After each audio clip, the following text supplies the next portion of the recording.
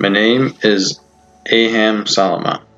I was born in Chicago, Illinois on November 17, 1998.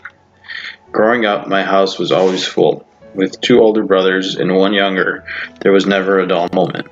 At the age of 3, my family and I moved to Palestine, where I attended Islamic schools from preschool to the 5th grade.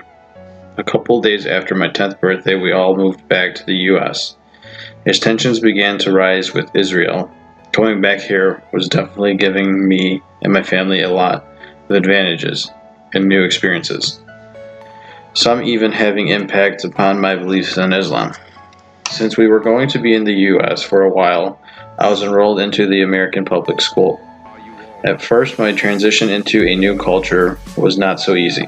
However, as months flew by, I was beginning to fit in and I was able to adopt a newer lifestyle. Even though I was creating new friendships inside of school, back home I lived a much more prayerful life.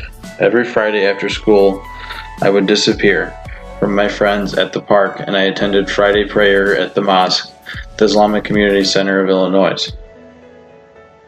As my middle school years passed by, my friends knew little to none about Islam. Then finally high school came about, and there was so many new things to discover. That would distinguish not only who I am as a person in society, but also my faith in Islam. A new relationship began to form. Parties became a competition of who can throw the best one yet. The problem item of all of them being alcohol, of course, created a burdensome question to myself. Am I going to go against haram? I still attended some anyhow, just to fit in.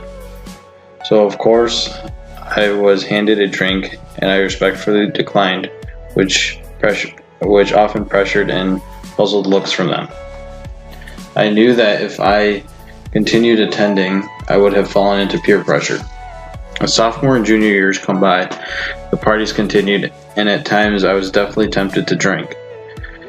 Everyone around me was enjoying themselves while I sat on the couch sober, just watching. At one point, I refrained myself from going because I knew that if I were to attend, I would have fallen into pressure. It was that same night that one of my friends was taken to the ER to get his stomach pumped for alcohol poisoning. From that day forward, I told myself I would always keep the disasters that came with drinking stuck in the back of my head, which to this day helps me refrain from the thought of drinking. As alcohol is considered haram in Islam because of its intoxicating substance.